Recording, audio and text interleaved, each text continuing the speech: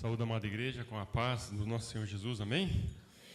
Que Deus lhe abençoe, que o nome do Senhor seja glorificado em nosso meio, em todos os dias da nossa vida, porque foi Ele que nos amou primeiro, Ele que nos escolheu, que nos chamou das trevas para a sua maravilhosa luz, e por isso que nós estamos aqui essa manhã, porque Ele nos atraiu com o seu amor eterno, amém?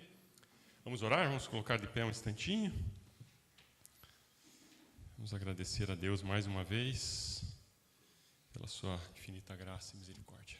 Amado Deus, nosso Pai querido, em nome do Teu Filho Jesus, nós Te louvamos e Te bendizemos, Pai. Clamamos que o Teu Espírito Santo fale conosco essa manhã, Senhor. O Senhor já falou, já começou falando já, Pai, desde o início, Pai. Porque o louvor, Senhor, ele está de acordo com o que vai ser pregado, Senhor Jesus. Mesmo nós não nos comunicando, o Senhor falou, Pai. E o Senhor vai continuar falando aos nossos corações. Eu creio nisso, nós cremos, Pai. E te pedimos, Senhor, opera a cura em nós, ó Pai. Opera, Senhor, a transformação, Senhor. Opera, Senhor Jesus, completando a sua obra em nossas vidas, Pai. Aquela obra que um dia o Senhor começou, Pai. O Senhor é fiel para completar. Fala conosco essa manhã o que nós pedimos no nome do Senhor Jesus. Amém. Amém? Vamos abrir a palavra em Tiago, capítulo 5. Tiago, logo depois de Hebreus. Vou pôr aqui, do ladinho aqui.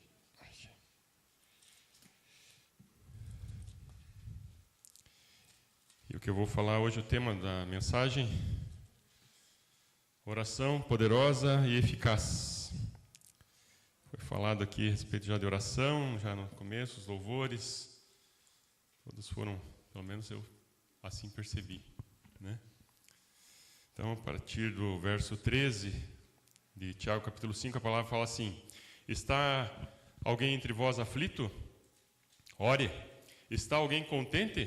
Cante louvores. Está alguém entre vós doente? Chame os presbíteros da igreja e orem sobre ele, ungindo com óleo em nome do Senhor. E a oração da fé salvará o doente.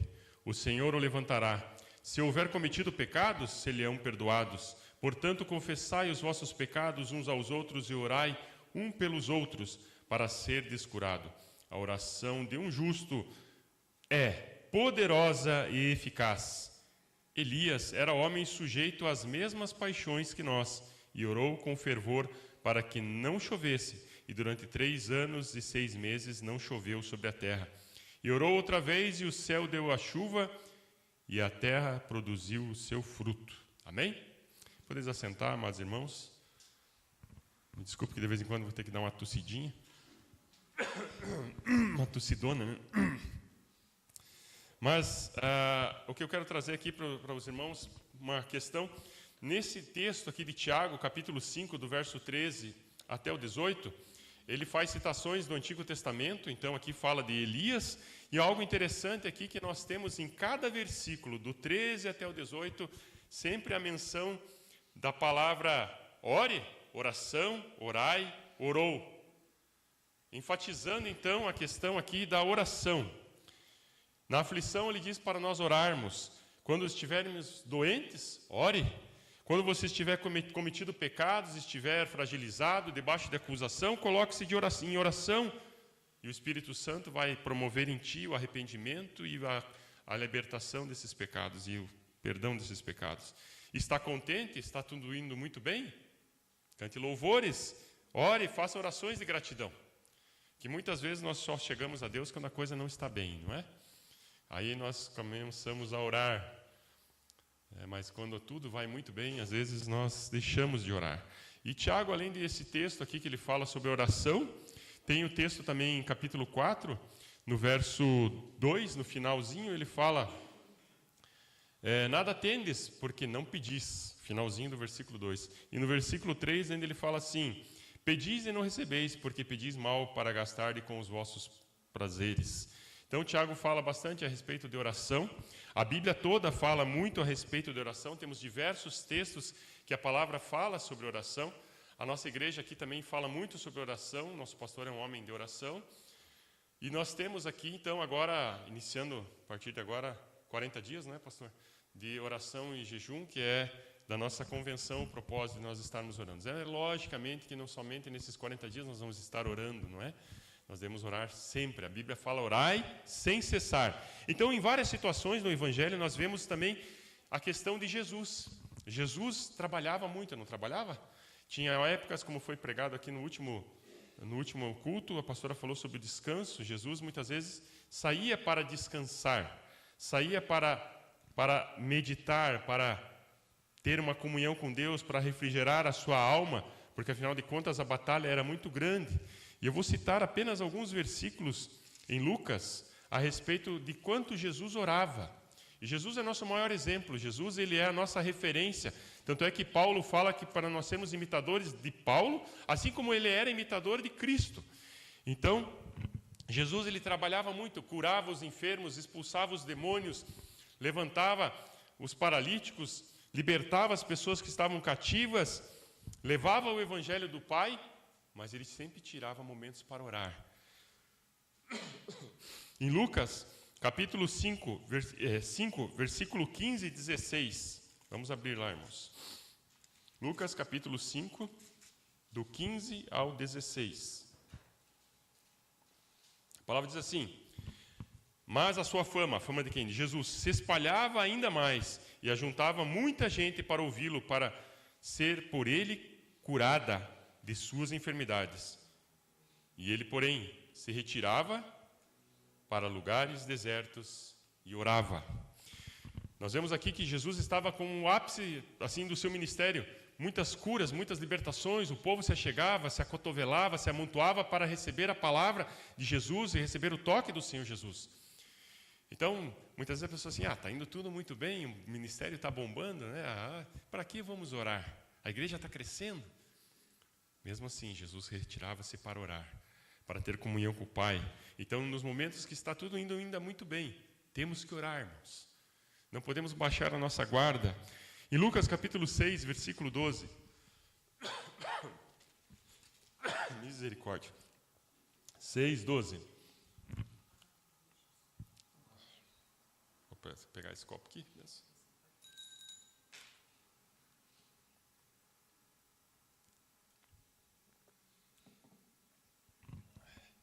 6, 12. Eu estou igual o Sansão, que Sansão chegou uma época lá, não que seja forte igual o Sansão, não é nada disso. Mas Sansão teve uma questão que o povo filisteu pediu ele, e o povo judeu acabou levando ele, amarrou ele com cordas e entregou ele no meio do povo. Mas o Espírito Santo se apossou dele de tal forma, não é? Lá em Lucas, Juízes, capítulo 15, se não me engano, que ele estourou aquelas cordas como fossem cordas queimadas, a palavra diz assim. E aí ele lutou e destruiu todo aquele exército filisteu. E chegou uma hora que ele sentiu sede, né? Sentiu sede, essa garganta secou, ele falou, vou morrer agora de sede aqui, Senhor? E ele clamou ao Senhor, e ali jorrou água, né? E aí aquele lugar ele chamou aquele que clama, se não me engano assim. Depois, né, vocês podem ler esse texto. Às vezes você tem que beber água de onde ela estiver, né? Não importa onde ela está. Aí sai da rocha, de onde for. Lucas capítulo 6, versículo 12. Fala que o Senhor Jesus Cristo, naqueles dias, subiu ao monte a fim de orar e passou a noite em oração a Deus. Aí eu digo misericórdia, porque faz quanto tempo que a gente não passa uma noite em oração? Não é? E era Jesus. E ele passava noites a orar. Aí você, mas era Jesus. Mas se era Jesus, então quanto mais nós, né? Lucas capítulo 9, versículo 18, diz assim a palavra: estando ele orando, em particular, estavam com ele os discípulos, a quem perguntou, quem diz a multidão que eu sou? Então veja só, estava ele orando. Estava sempre ele orando. E às vezes os discípulos tinham que interpelar ele, até atrapalhar aquela oração, né? Diz que a mãe de John Wesley orava, tinha um horário de oração, e ela se trancava no quarto para orar pelos seus filhos, né? Ana, né? Se não me engano. Não me lembro bem certo o nome da mãe de John Wesley, no momento. Mas depois você pode dar um Google aí e pesquisar, mas acho que era Ana. E aí os filhos dela, né? Foram uma bênção, principalmente John Wesley, né? E ai de quem atrapalhasse esse momento de oração, né? o tamanco cantava. A cinta vinha sobre eles. Mas então, Jesus estava sempre ali orando, buscando a Deus. Lucas capítulo 11, versículo 1. Aqui eu estou citando apenas em Lucas, veja só, em alguns versículos somente. Um dia Jesus estava fazendo o quê? Orando. Orando em certo lugar. Quando acabou, disse-lhe um dos seus discípulos: Senhor, ensina-nos a orar, como também João ensinou os seus discípulos. Os discípulos acabaram percebendo. Se Jesus orava, então Jesus ensina a gente a orar. Né? Porque acho que na oração existe algum segredo aí, né? Algo de bom. E realmente há sim, irmãos. Em Lucas capítulo 22, verso 40 e 41. Lucas 22, 40 a 41. Diz assim a palavra. Quando chegou ao lugar, disse-lhes: Orai, para que não entreis em tentação. Apartou-se deles cerca de um tiro de pedra e, pondo-se de joelhos, orava. Orai para que não entres em tentação. Orai para que sejam revestidos do alto, revestidos do poder de Deus. Então, se Jesus orava, irmãos, por que nós não oramos? Quando eu estou pregando aqui, eu quero dizer para vocês, como eu sempre falo, não estou pregando apenas para vocês, estou pregando para mim também. Eu preciso orar mais. Charles Spurgeon, que era chamado o príncipe dos pregadores, no século XIX, ele disse a seguinte frase: quando Deus está para fazer uma grande obra na terra, primeiro Ele desperta o povo para orar. O nosso Deus, na sua soberania, no seu conhecimento de todas as coisas, quando Ele sabe que há necessidades, Ele nos desperta pelo poder do seu Espírito Santo para nós orarmos. Amém? E Deus, ainda sendo tão soberano, tão poderoso, Ele nos dá essa oportunidade de nós movermos a mão dEle pela oração. Imagine o poder que você tem, irmãos. Pelo poder que há no nome de Jesus, logicamente. Não é o poder em nós, mas o poder que nós temos de orar. A oração transcende barreiras, transcende oceanos. Você pode orar para uma pessoa que está lá no Japão agora. Paulo, quando estava preso, ele não se sentia preso, porque na oração ele estava livre. Ele levava a palavra também à distância, fazia suas cartas e orava, e a oração alcançava as pessoas. A oração, ela não é limitada, como nós assim somos. Então, a oração conecta a fraqueza humana com a onipotência divina. Quando você está fraco, ore. A oração conecta o altar da terra com o trono do céu. E sabe, irmãos, quando eu estava lendo para preparar essa palavra, e outras vezes eu já tinha lido esse texto, e isso eu acho muito lindo esse texto. Em Êxodo, capítulo 33, verso 11. Nós temos alguns homens na Bíblia que têm grande comunhão com Deus. E todos esses homens que você for olhar, que tiveram comunhão com Deus, homens que de oração. Homens que buscavam a presença de Deus.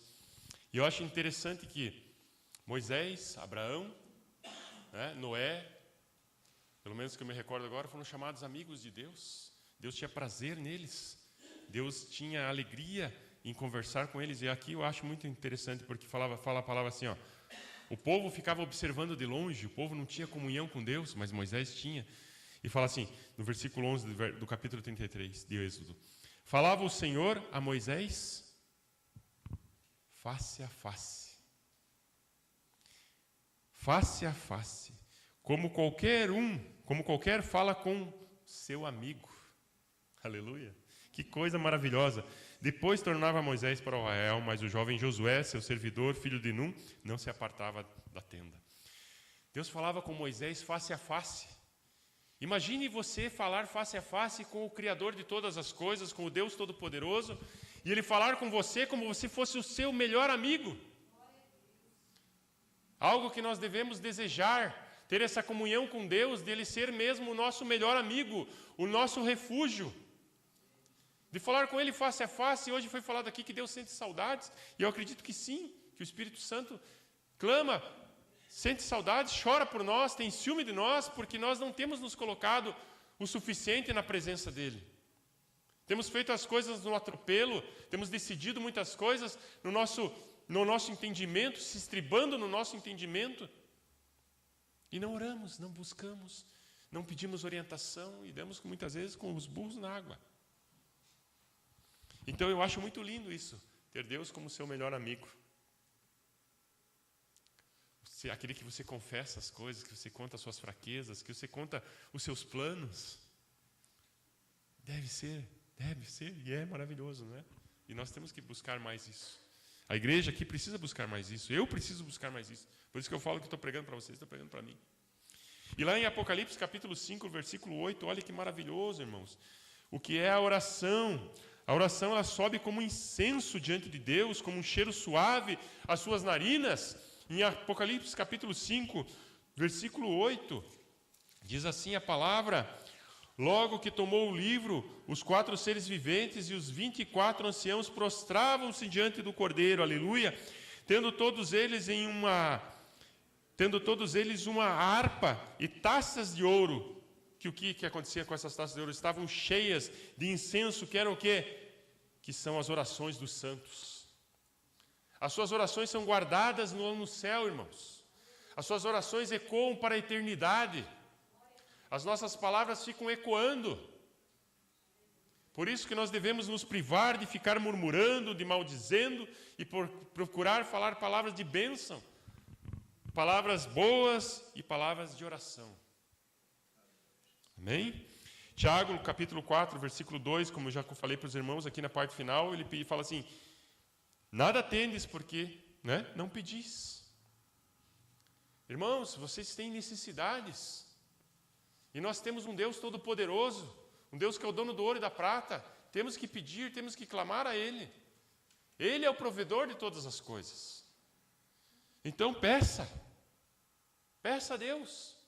Mas não peça mal, como Ele mesmo fala no versículo 3. Não peça para seus próprios deleites. Peça para a glória de Deus. Peça para que você possa ajudar as outras pessoas. Peça para que você possa ser usado por Deus. Peça para que seu filho venha se converter, venha ser curado. Peça para que sua família seja restaurada. Peça para que você seja cheio do Espírito Santo e seja uma tocha que incendeie as pessoas onde você for, que unja as pessoas com o óleo do Espírito Santo que está vertendo da sua vida. E Tiago, capítulo 5, versículo 16 e 17, como nós oramos, fala sobre o profeta Elias, que a oração do justo pode muito em seus efeitos. Aí você pode dizer, mas justo e santo? Eu não sou. Quem que é justo, meus amados irmãos? A Bíblia fala que ninguém é justo, porque todos pecaram e todos estão destituídos da glória de Deus. Fala isso em Romanos. E muitas vezes não é justo aquele que também se estriba, se ostenta na justiça própria. Porque a própria palavra também diz que a justiça do homem é trapo de imundícia, de nada vale diante da justiça de Deus. Portanto, nós não somos justificados pelas nossas obras, não somos justificados porque somos melhores do que os outros aqui. Somos sim justificados pela graça, para que ninguém se glorie. Somos justificados pelo sangue de Jesus, somos justificados por crermos nele. Por crermos nele. Justo é aquele que foi justificado, declarado justo diante de Deus, porque a justiça do verdadeiro justo, o verdadeiro justo Jesus Cristo, foi imputada, colocada em nossa conta. E o escrito de dívida que era sobre nós foi rasgado, porque cremos nele como o único e suficiente Salvador. Você crê em Jesus Cristo como seu único e suficiente Salvador? Diga glória a Deus. Aleluia. E lá em Romanos, capítulo 8, versículo 1, a palavra também diz: agora, pois, não há nenhuma condenação sobre vós. Não há condenação sobre nossas vidas. Se cremos que Jesus Cristo levou sobre si todos os nossos pecados. Se cremos que o sangue de Jesus Cristo nos purifica de todo o pecado. João Batista, quando estava ali batizando no Jordão, quando viu Jesus Cristo, ele disse: eis aí o Cordeiro de Deus que tira o pecado do mundo. Até então, os sacrifícios, o sangue apenas cobria os pecados. Mas agora o Cordeiro Santo de Deus vem para tirar o pecado. Ele não apenas cobre como antigamente cobria-se. Agora sim ele tira o pecado das nossas vidas. Por isso a palavra diz em João 1,9, se confessarmos os nossos pecados, Ele é fiel e justo para nos perdoar os pecados e nos purificar de toda injustiça. Se você não se acha justo, se você não se acha um santo, nessa manhã, diga: Jesus, me purifica de todo pecado. Crie em mim um coração puro, um espírito reto e mãos limpas. E Ele vai te purificar. Ele vai te limpar. E você é declarado justo. Amém? Então, portanto, todos que são justificados pela fé podem orar, e orar com eficácia. A sua oração tem eficácia, irmãos.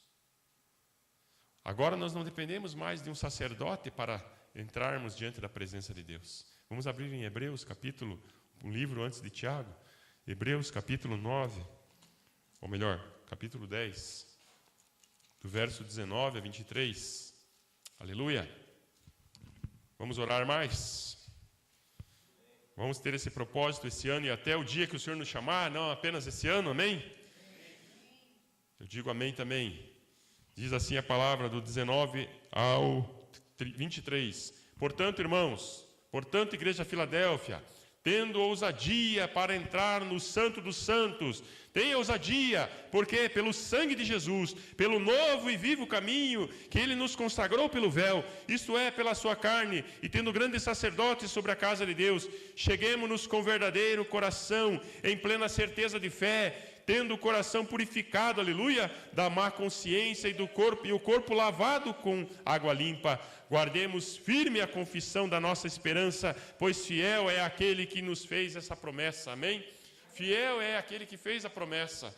Então, guarde firme essa confissão em teu coração, que quando você orar, Deus te ouve, porque você ora em nome do Senhor Jesus. Quando você orar, você entra no Santo dos Santos, porque o véu foi rasgado do alto a baixo, não foi rasgado de baixo para cima, mas foi Deus que rasgou do alto para baixo. Ele estabeleceu novamente a comunhão para conosco. Não fomos nós que chegamos a Ele, mas Ele já chegou até nós. Mas agora, a partir desse momento que a graça está nos oferecida, nós temos que nos achegar mais a Ele. Achegai-vos a Deus e Ele achegará a vós outros, assim diz a palavra. Então, entre com toda a ousadia, com coragem, com intrepidez diante do Senhor e clame: Senhor, em nome do Teu Filho Jesus, eu oro agora, eu repreendo agora, eu declaro em nome de Jesus a bênção sobre nossas vidas, sobre a minha casa, sobre a minha família, em nome de Jesus. Então, vemos a oração também na palavra, vários motivos de pessoas que oraram ali e foram respondidas. E algumas de nós, às vezes, dizem: nem vou nem orar, porque não adianta orar. Tenho orado há tanto tempo e nada acontece. Muitas vezes até o inimigo ainda fomenta isso em nossa mente, em nossa alma, em nosso coração, porque as batalhas começam na nossa mente e o inimigo coloca isso: orar não resolve nada, Deus só ouve fulano, Deus só ouve ciclano. Não, irmãos, eu digo que a oração tem eficácia e nós vemos exemplos na Bíblia, como nós lemos aqui agora há pouco, lá em Êxodo, capítulo 32, verso 30, e capítulo 33 também. Quando Moisés ali, o povo tinha pecado, Deus falou: eu vou exterminar esse povo, eu vou fazer um novo povo, Moisés. E aí Moisés se coloca em oração diante de Deus e fala assim: Deus, então, se o Senhor não salvar esse povo, risca meu nome do livro da vida, pois eu não quero.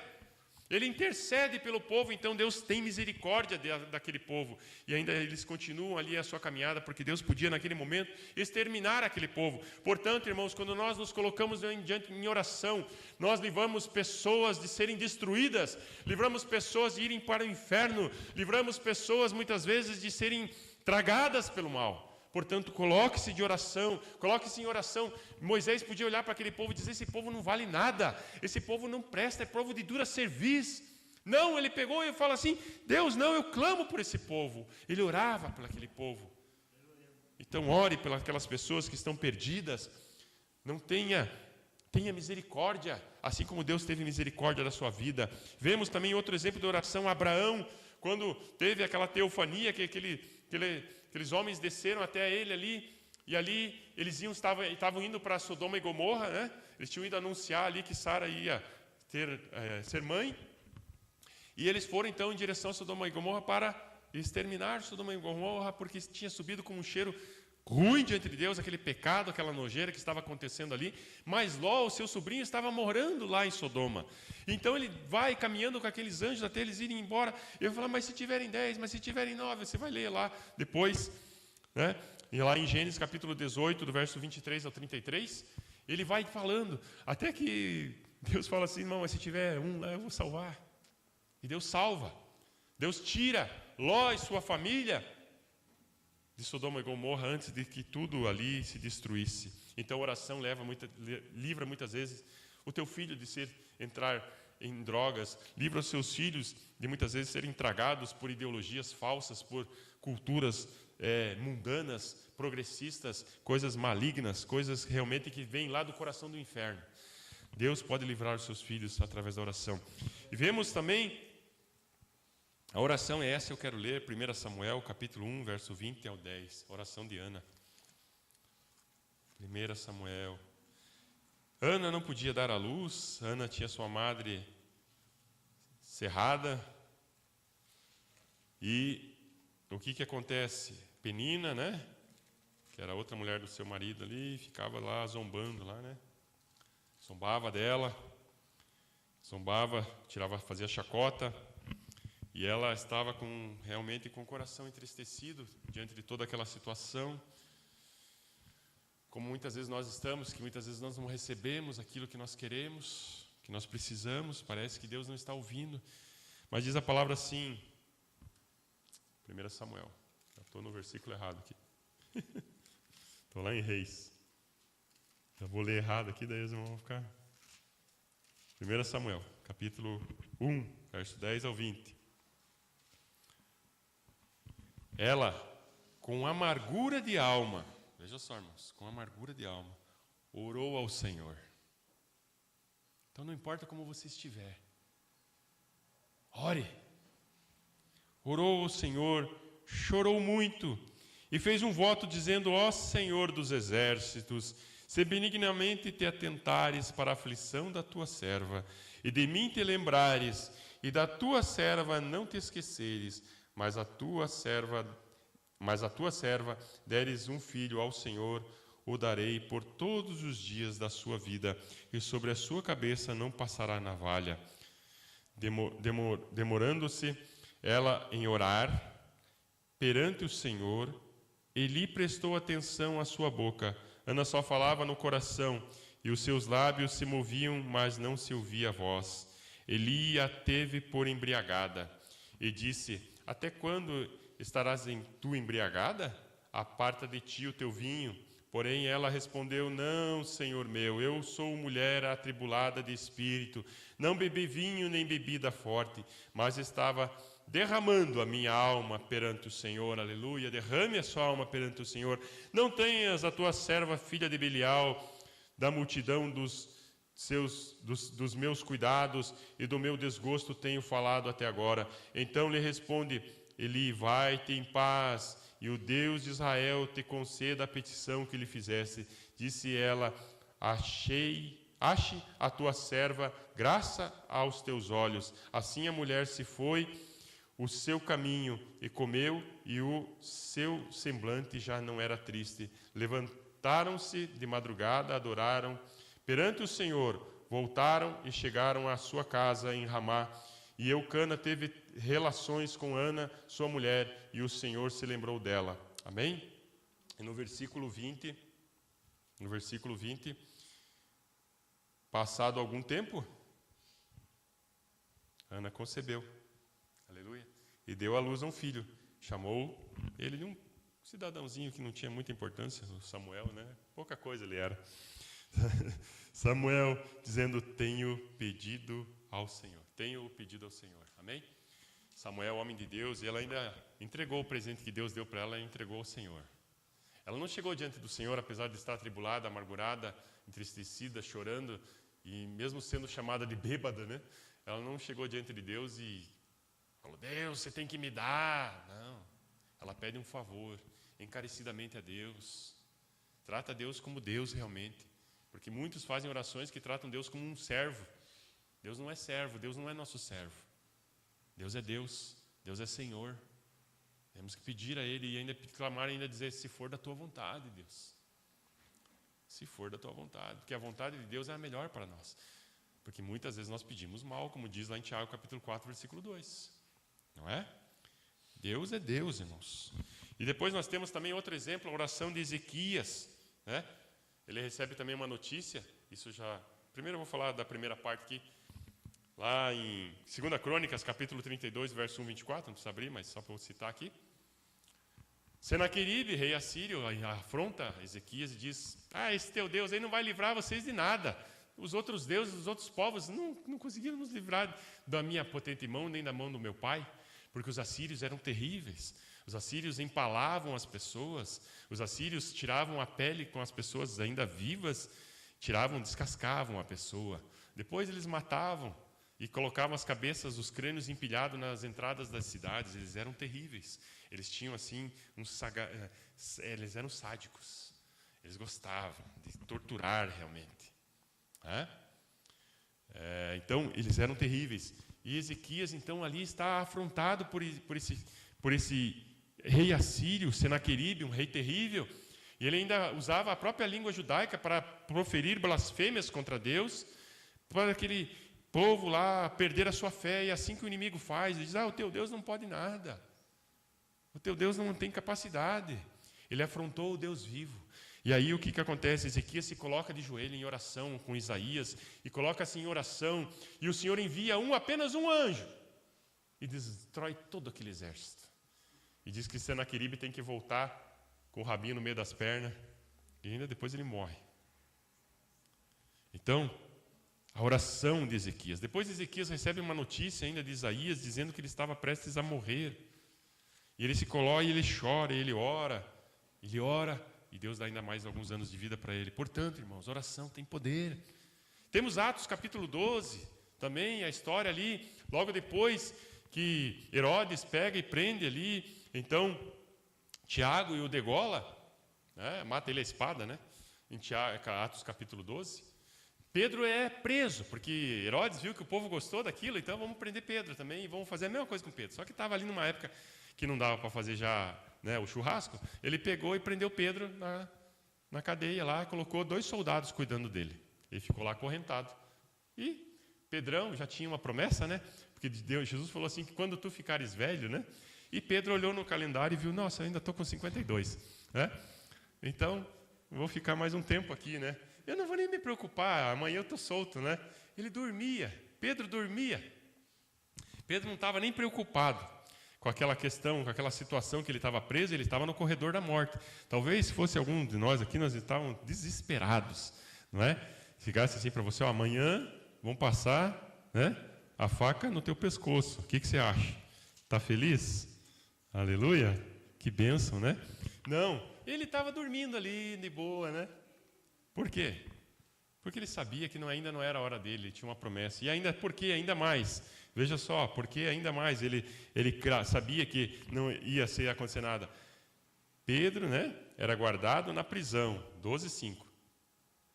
E a igreja fazia o quê? Orava. Mas a igreja fazia contínua oração por ele e a Deus, aleluia. E aí o que acontece? Um anjo entra ali, e ele ainda está meio ainda dormente, e talvez o anjo falou: põe a tua calça, põe essa havaiana logo aí, vamos embora. E ele levanta meio atordoado, e nem acredita o que está acontecendo, ele acha que está sonhando, e ele vai indo, e a porta vai abrindo. Mas nem chamou o chaveiro, eu estou saindo, e sai. E aí ele sai, aí que ele percebe que ele estava sendo liberto, porque a oração da igreja tinha poder, tem poder, né? Então, quando você ora, Deus ouve; quando você ora, Ele vê; quando você ora, Deus age. Quando você ora, Deus é poderoso para reverter toda e qualquer situação. Deus é poderoso para trazer a cura. Amém? Quando você ora, saiba que a resposta virá. Aleluia! Na Inglaterra, no século XVIII, irmãos, era ali um vale de ossos secos. As igrejas estavam vazias. As pessoas não queriam mais saber de Deus. O iluminismo tinha tomado conta do coração daquelas pessoas, e elas tornaram-se pessoas que não acreditavam mais em Deus, que não queriam mais saber de Deus. Mas tinham 2 jovens da faculdade da Universidade de Oxford, que estavam lá, e eles começaram a fazer o quê? Umas baladas? Não. Eles começaram a orar. Começaram a buscar a Deus, começaram a clamar a Deus. E quem eram esses jovens? Um deles era o filho da Ana, John Wesley. E o outro era George Whitefield. Eles estavam orando. E na madrugada do dia 31 de dezembro de 1739, o Espírito Santo vem sobre eles e impacta aquelas igrejas. E aquelas igrejas começam então a ter um mover do Espírito Santo e as igrejas começam a ser abarrotadas de gente. O Espírito Santo começa a trazer vidas àquelas igrejas e várias pessoas começam a aceitar o nosso Senhor Jesus Cristo como Salvador. E nas praças, quando John Wesley colocava lá um caixotinho para pregar, as pessoas se acotovelavam para ouvir a palavra de Deus, sedentas da fome do Espírito Santo, da palavra de Deus. Irmãos, não é as nossas teorias, não é as nossas formas de agir, vamos fazer isso na igreja, vamos fazer aquilo. Se nós orarmos, o Espírito Santo é que atrai as pessoas, o Espírito Santo que traz as pessoas, não são os nossos eventos, não são as nossas programações, mas é através da oração que o Espírito Santo traz vidas, o Espírito Santo atrai pessoas, e através da oração os milagres acontecem, o mover do Espírito se faz, e as pessoas são atraídas.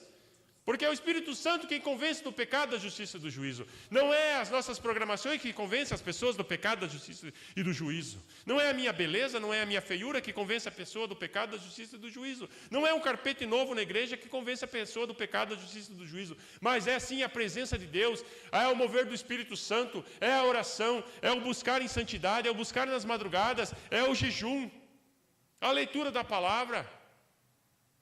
Aí sim, irmãos, se nós tivermos sim essa fome e essa sede, Deus vai se manifestar. Temos que sair dessa mesmice, dessa mordidão, da nossa gastança de tempo em coisas que não trazem nada para nossas vidas.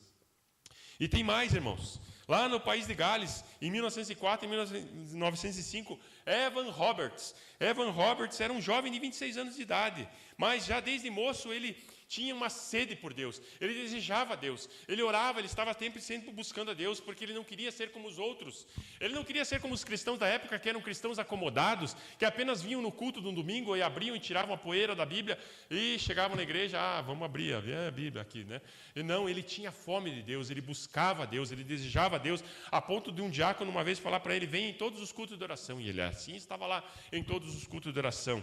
E ali, esse país de Gales, meus irmãos, através do avivamento, através de Evan Roberts, mais de 100 mil pessoas aceitaram Jesus e em poucos meses aquele país foi transformado. Era um país de alcoólatras, um país de prostitutas, um país entregue às trevas, e o país de Gales foi transformado.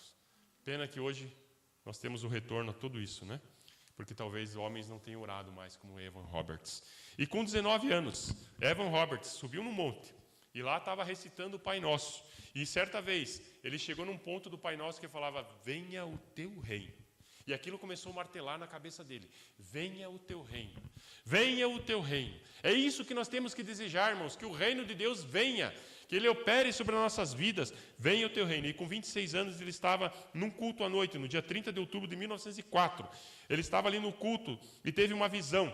E teve essa visão vendo os seus amigos de infância que estavam perdidos. E o Espírito Santo dizia, vai até eles, chama eles e fala do meu nome para eles. E ele no dia seguinte não ficou esperando, vamos ver uma oportunidade, vamos esperar um culto mais especial. Não, ele foi até aqueles irmãos, foi até eles, chegou lá e falou de Jesus para ele, orou por eles, eles aceitaram Jesus. E ali o Espírito Santo se derramou de tal forma, e o Espírito Santo deu orientação dele dizer, orem assim, orem dessa forma, envia o Espírito Santo agora, em nome de Jesus Cristo. Envia o Espírito Santo agora, em nome de Jesus Cristo. Envia o Espírito Santo agora, em nome de Jesus Cristo. E assim eles ficavam orando, e o Espírito Santo veio sobre eles.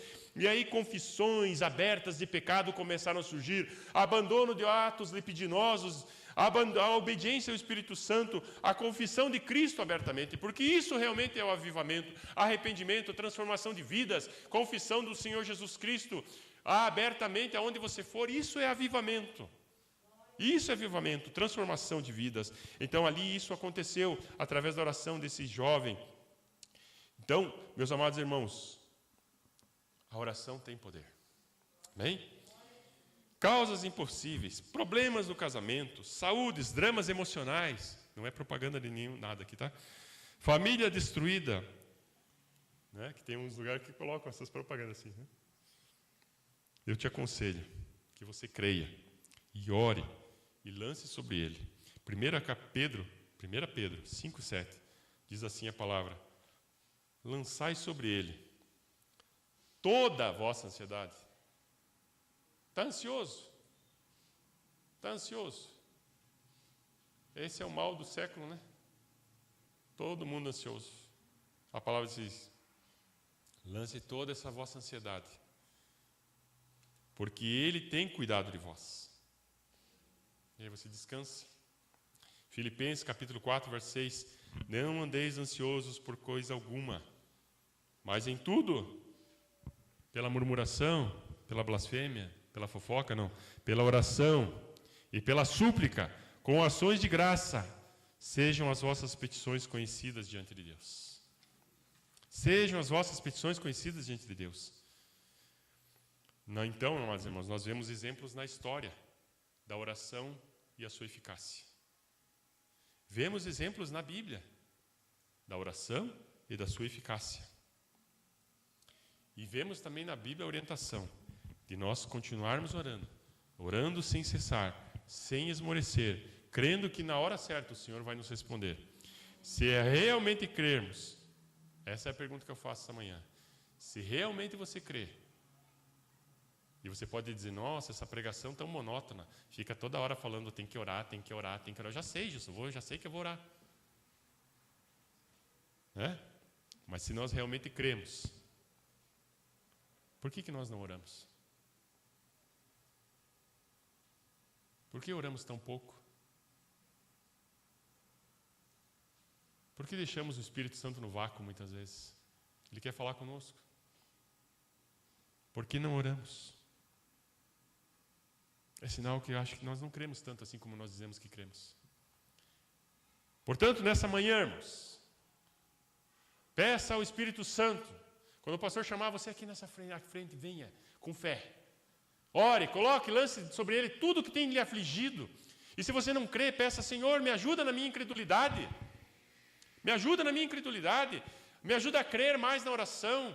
Me ajuda a ter essa disciplina na minha vida, que é a oração.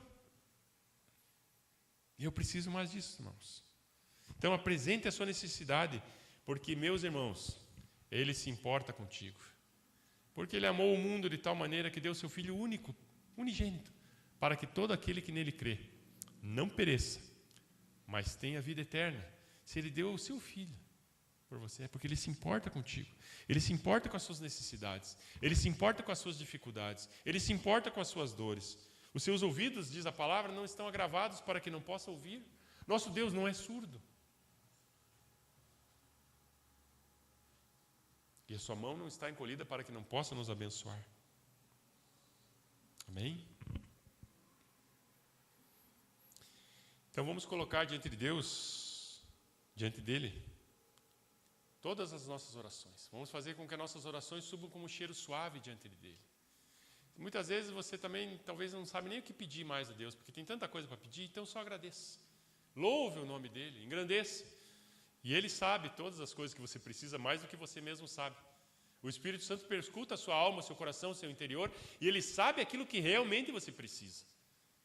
E se você dizer: Senhor, faz como Tu queres, Ele vai fazer. Amém? Lance sobre Ele, porque Ele tem cuidado de vós. E um último versículo que eu quero deixar para vocês, irmãos. Jó 42, 2. Quem conhece o Jó? Conhece o Jó? Muitas vezes é aquele homem da paciência, né? Um homem que teve uma experiência realmente com Deus. Ele antes conhecia Deus de ouvir falar, mas agora ele conhece Deus de andar com Ele. Depois de uma luta terrível, depois de perder seus filhos, perder sua saúde, perder a sua esposa, que eu acho que de certa forma foi até bom, mas não, estou brincando, misericórdia. Né? Mas aquela mulher era complicada, né? A tal da mulher rixosa, né? Não sei, não vou analisar ela aqui. Tem uns pregadores que dizem que não, que ela era uma benção. Mas ela chegou diante de Jó e falou: amaldiçoa teu Deus e morre. Que conselho falar isso para o marido, né? Amaldiçoa o teu Deus e morre. Quer dizer, morre de uma vez e vai para o inferno. Né? Misericórdia. Jó 42, 2. A palavra diz assim. Eu quero que você repita comigo em voz alta. Fale comigo. Mesmo que na tua tradução esteja diferente, fale com a minha tradução aqui. Tradução do vovô. Tá? Eu sei que tudo podes. Em nenhum dos seus planos pode ser impedido, pode ser frustrado. Senhor, eu sei, nessa manhã, que tudo podes e que nenhum dos seus planos pode ser impedido. Aleluia! Amém? Que Deus abençoe, meus irmãos. Vamos orar mais. Amém.